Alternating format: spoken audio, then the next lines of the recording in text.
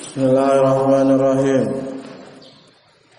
Innal hamdalillah nahmaduhu ta'ala wa nasta'inuhu wa nastaghfiruh wa na'udzu billahi min shururi anfusina wa min sayyiati a'malina. May yahdihillahu fala mudilla lahu wa may yudlil fala hadiya lahu. Asyhadu an la ilaha illallah wahdahu la syarika lahu وأشهد أن محمدا عبده ورسوله وحبيبه وخليله صلى الله عليه وعلى آله وسلم.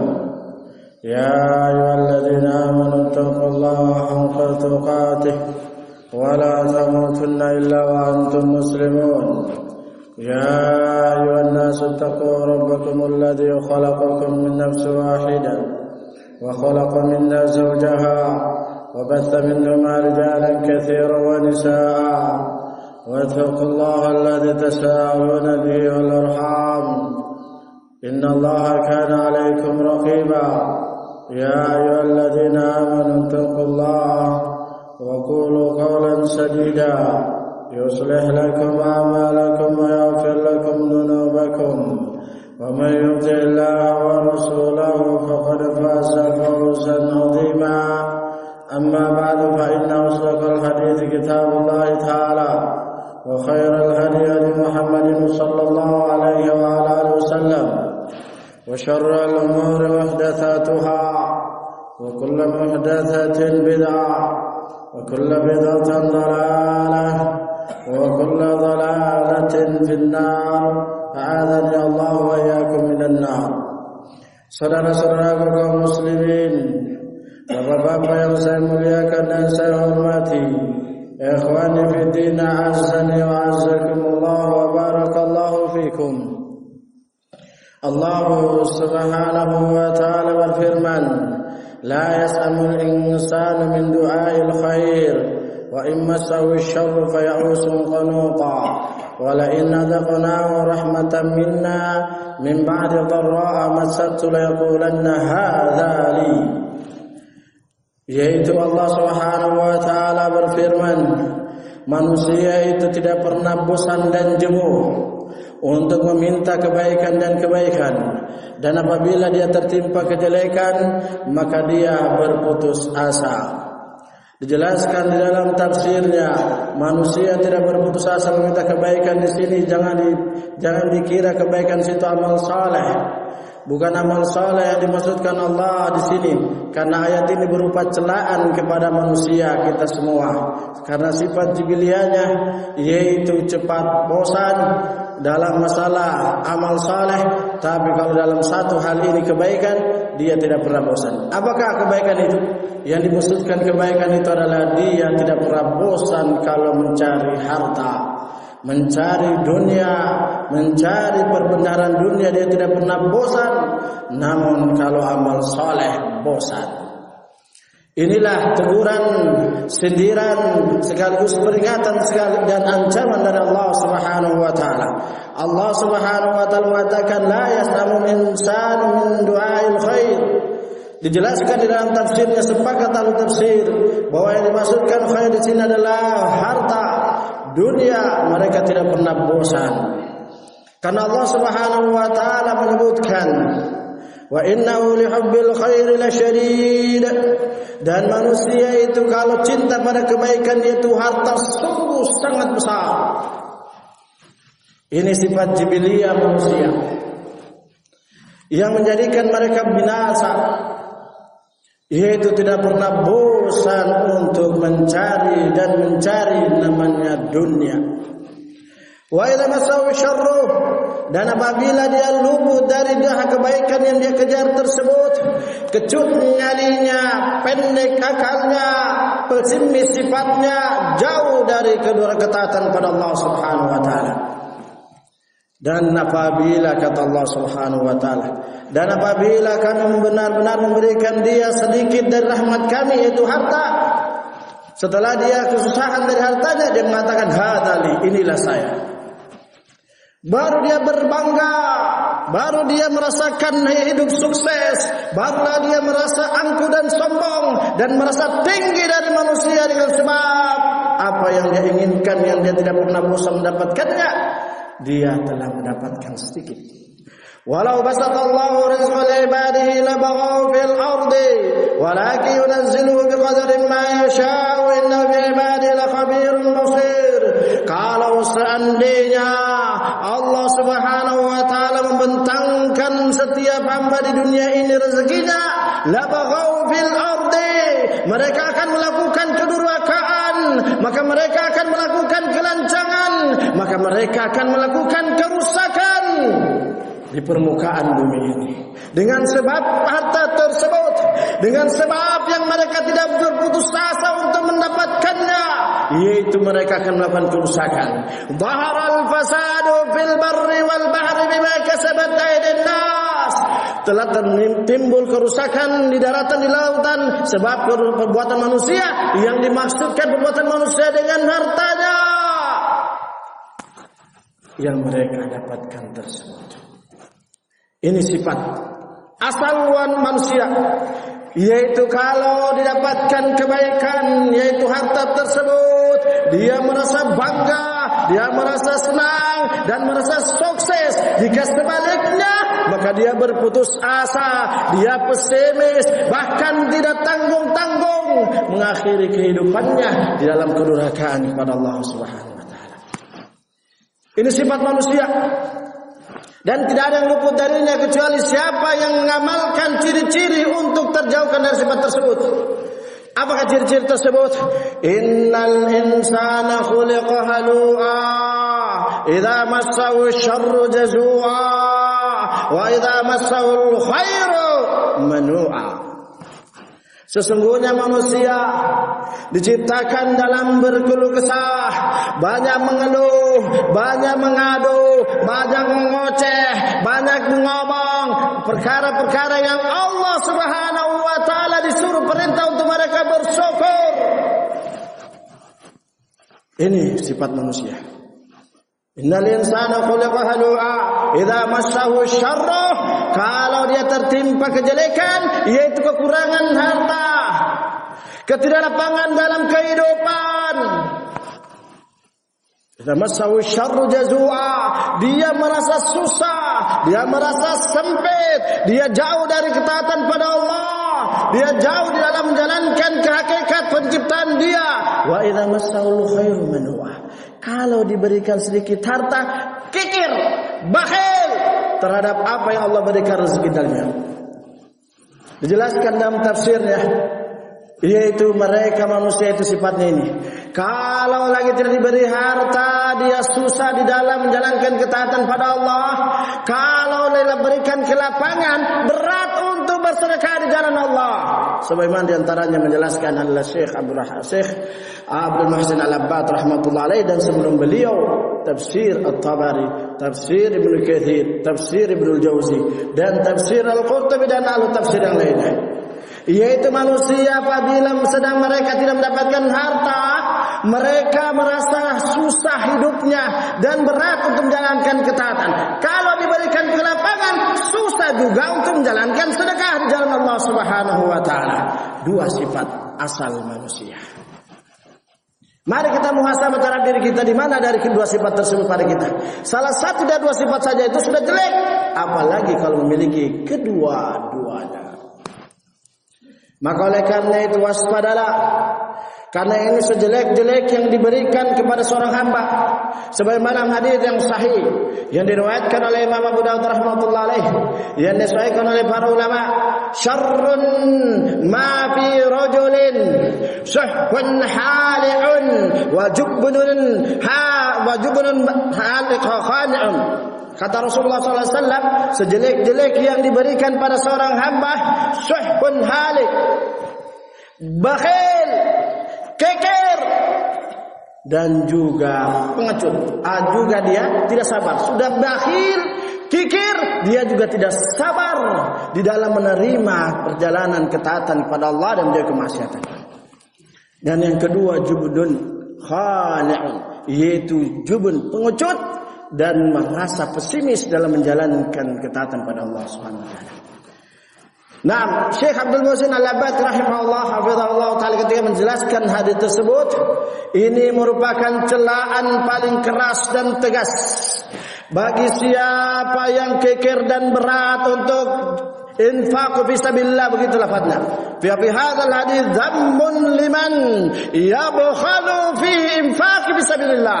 Hadis ini merupakan celaan yang keras bagi orang-orang yang berat untuk bersedekah di jalan Allah Subhanahu wa taala karena mereka diancam oleh Rasul dan sebelumnya ayat Allah Subhanahu wa taala. Innal insana khuliqa halu'a idza massahu syarru jazua wa idza massahu khairu manua. Maka oleh karena itu, waspadalah kalau kita sedang diberikan kebaikan berupa harta. Jangan sampai harta tersebut dengan terlalu banyak pertimbangan, terlalu banyak pemikiran, terlalu banyak beride-ide, tapi lupa pada hak Allah Subhanahu wa taala, sebagaimana Allah Subhanahu wa taala menegur Nabi Sulaiman alaihi salam ketika dia tertipu dari harta tersebut, dia lupa pada kewajiban dia sebagai hamba untuk bersedekah di jalan Allah Subhanahu wa taala.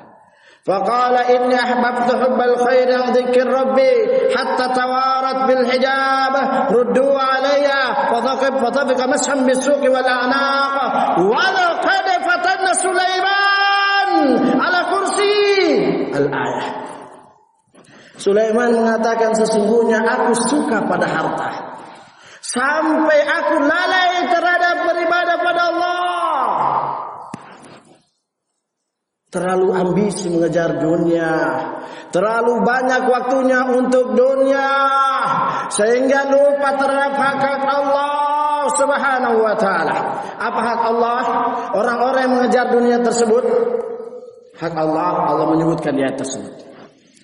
Wa idza massahul khairu manu'ah illa al-musallin alladzina hum fi salatihim daimun walladzina fi amwalihim haqqun ma'lum lis-sa'il wal mahrum.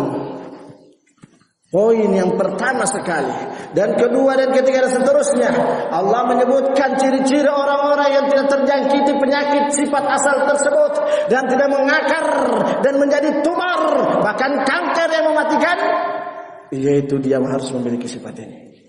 Illal musallin alladzina hum fi salatin daim.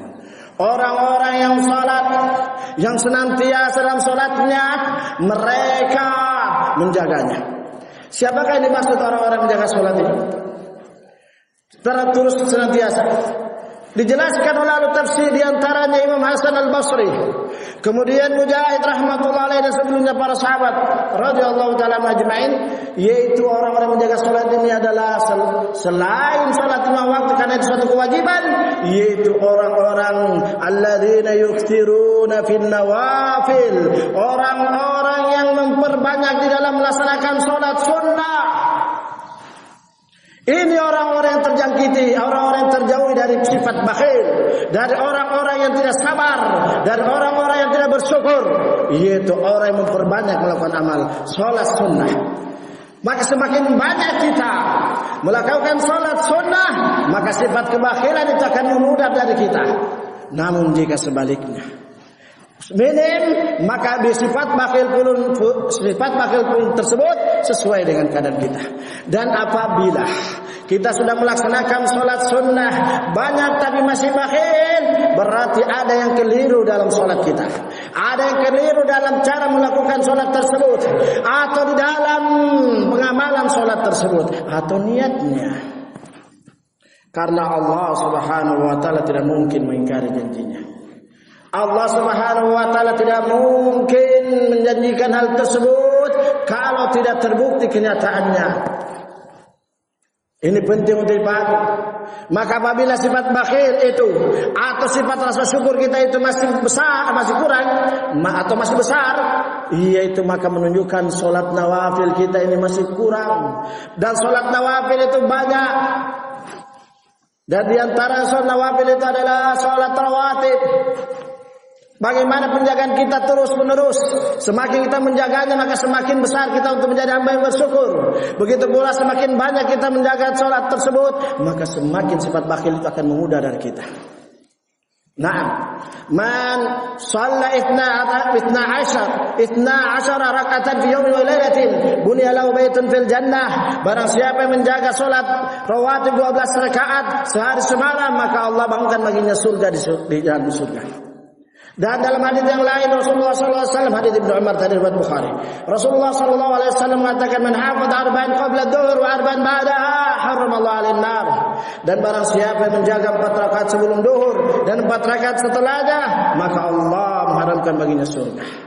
Selain kita diharapkan surga, kita terjauhkan dari sifat tidak bersyukur dan terjauhkan dari sifat bakhil. Begitu pula salat malam. Rasulullah sallallahu alaihi wasallam mengatakan, inna fil jannati ghurafan yura zahiruha min batiniha wa batinuha min zahiriha. Qala Abu Musa al-Asy'ari radhiyallahu ta'ala anhu, liman hadha ya Rasulullah? Qala sallallahu alaihi wasallam, liman alana al-kalam wa at'ama at-ta'am wa bata lillahi qa'iman wan nasu niyam. Rasulullah sallallahu alaihi wasallam, sesungguhnya di surga ada suatu kamar yang dari luar bisa nampak dari dalam, dan dari dalam bisa nampak dari luar. Nah, kemudian Abu Musa al-Asy'ari radhiyallahu ta'ala anhu mengatakan, itu siapa itu ya Rasulullah? Riwayat Bukhari. Siapa itu ya Rasulullah? Kata Rasulullah sallallahu alaihi wasallam, siapa yang berbagus ucapannya, dan siapa yang memberi makan, dan juga siapa yang sholat di malam hari dalam keadaan manusia sedang tidur. Maka apabila kita kurang dalam sholatnya, dalam nafilah ini, maka akan semakin bakhil itu menjangkiti kita, atau rasa syukur kita semakin kurang.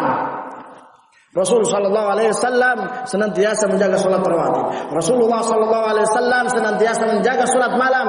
Bahkan diriwayatkan dari Aisyah radhiyallahu taala anha, tidak pernah kurang dalam salat tahajudnya kurang dari 7 rakaat. Kita mungkin 1 rakaat, 3 rakaat, paling banyak syukur-syukur 5 rakaat. Maka inilah Rasulullah SAW, beliau menjaga sholat malamnya sehingga sifat bakhil terjaga dari beliau. Contoh betul, salah satu contoh Allah menjaga sifat bakhil beliau karena beliau menjaga sholat sunnah, memperbanyak sholat sunnah. Dalam suatu hadis yang diriwayatkan oleh Imam Bukhari rahimahullahu taala, hadis Abi Sa'id Uqbah bin Harith radhiyallahu taala, pada suatu hari beliau menyebutkan Rasulullah sallallahu alaihi wasallam salat mengimamkan. Kemudian tatkala beliau selesai salat, belum berpikir langsung keluar, pulang ke rumahnya. Para sahabat heran karena tidak terbiasa. Bukan begini kebiasaan Rasulullah sallallahu alaihi wasallam.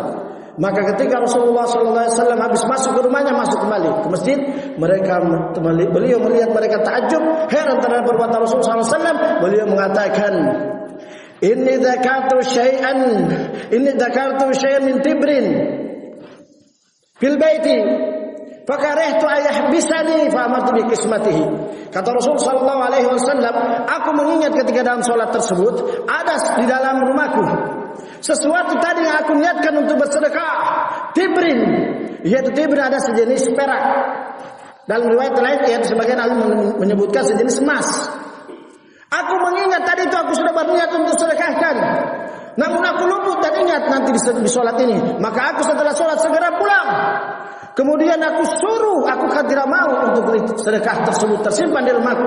Aku suruh istriku untuk dia menyedekahkannya. Dalam riwayat yang lain, khalaftu fil baiti tibran min sadaqatin fakarihtu an yahbisani famatu bi qismatihi.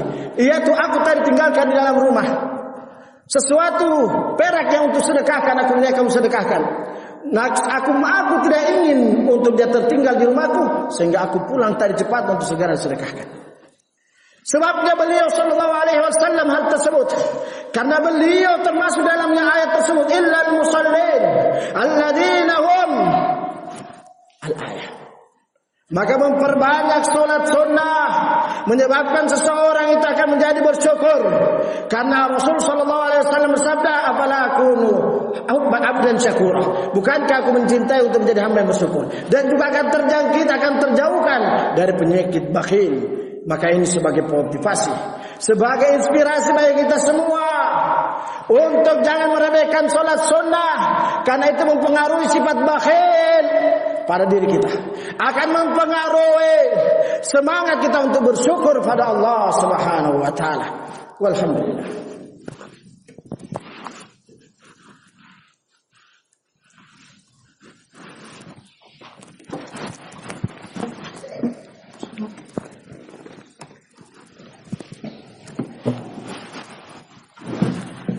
Alhamdulillah. Wassalatu wassalamu ala Rasulillah wa ala alihi wa sahbihi wa mawalah. Amma ba'd. Kemudian golongan yang kedua, kita mencukupkan 2 golongan saja, karena ini yang inti yang disebutkan berikutnya sebagai pelengkap dari yang inti ini. Karena Allah menyebutkan illal musallin. Kemudian golongan yang kedua, walladzina fi amwalihim haqqun ma'lum lis-sa'ili wal mahrum. Dan orang-orang yang akan terjauhkan dari sifat rasa orang yang tidak bersyukur dan terjauhkan dari sifat bakhil. Yang kedua adalah walladzina fi amwalihim haqqun ma'lum, yang mana pada harta mereka ada hak yang maklum. Kepada siapa? Lis-sa'ili wal mahrum, kepada orang yang meminta, pengemis. Orang yang meminta kita sudah tahu. Maka orang yang mengemis, maka usahakan kalau kita mendapati mereka meminta, jangan untuk berat hati memberikan apa yang kita miliki. Kalaupun kita berat masih bakhil, jangan menghardiknya. Walaupun dengan sekedar kita tidak memberinya, itu sudah kikir, sudah tercela. Karena Allah Subhanahu wa taala mengatakan walladzina fi amwalihim haqqun ma'lum, dan orang-orang terhadap harta mereka ada haknya orang lain.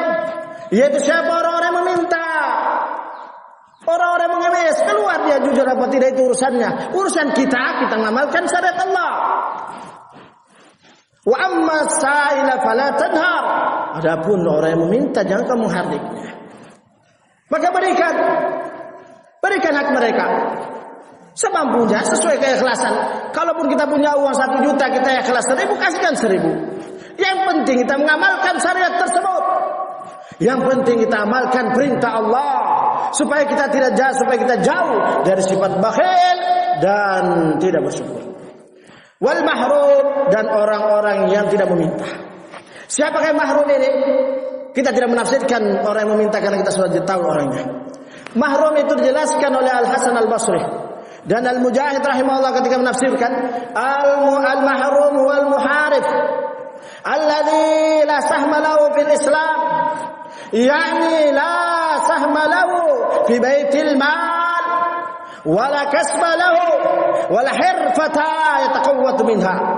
Kata 2 imam tersebut rahmatullah alaih, yaitu al-mahrum, orang yang susah tapi tidak meminta, yaitu orang-orang yang tidak memiliki jatah dalam Islam, yaitu orang-orang yang tidak memiliki jatah di baitul mal kaum muslimin, atau orang-orang yang tidak memiliki usaha yang paten, penghasilan yang mencukupi untuk dia, dan atau orang-orang yang tidak memiliki hal tersebut yang bisa dia menutupi hidupnya.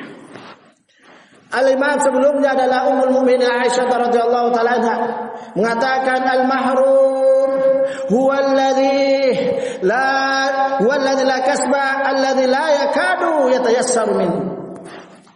Kata Rasulullah, kata Aisyah radhiyallahu taala anha, al-muharib al-mahrum adalah orang-orang yang tidak meminta, tetapi mereka orang-orang yang hampir-hampir saja usaha mereka itu tidak mencukupi untuk kebutuhannya sehari-hari. Ini hak mereka yang kita disyariatkan oleh Allah Subhanahu wa taala untuk memberikan pada mereka. Siapakah mereka? Mari kita melihat diri kita masing-masing. Apakah kita termasuk darinya ataukah tidak termasuk darinya? Nah, inilah orang-orang yang akan terjangkau, orang-orang yang akan dijauhkan dari sifat bakhil, dan orang-orang yang akan dijadikan hal tersebut menjadi hamba yang tidak bersyukur kalau dia tidak melakukannya.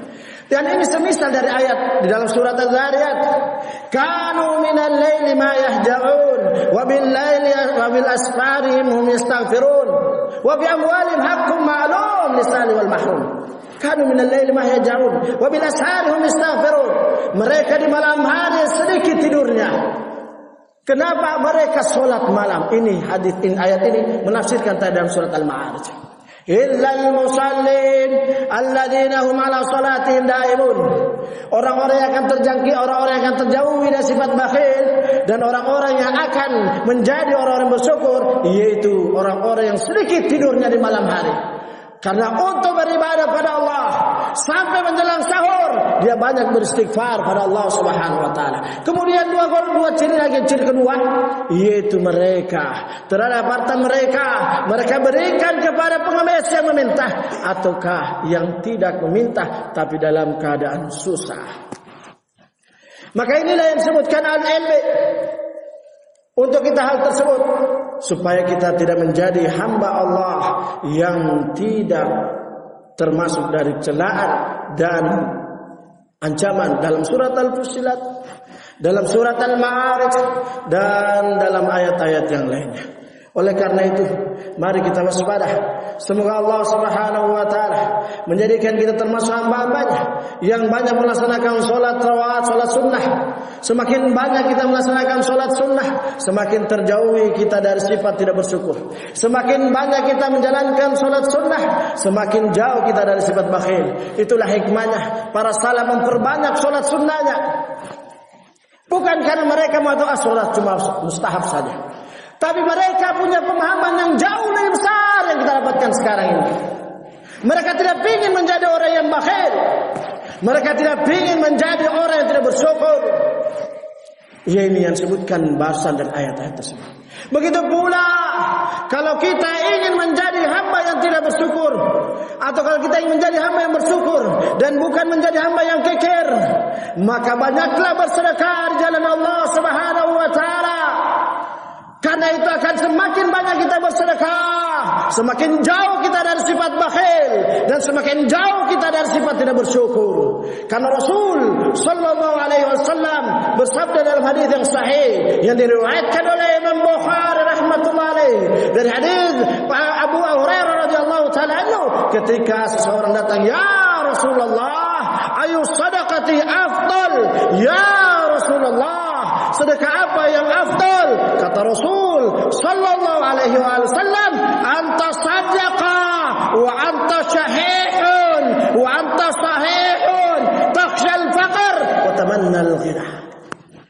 Sedekah yang afdal adalah kamu bersedekah dalam keadaan kamu bakhil, dalam keadaan kamu punya pertimbangan, dalam keadaan kamu berat hati, dan kamu masih dalam keadaan sehat walafiat. Kamu terlalu banyak berangan-angan untuk banyak kaya, yaitu la yasamul insanu min du'ail khair.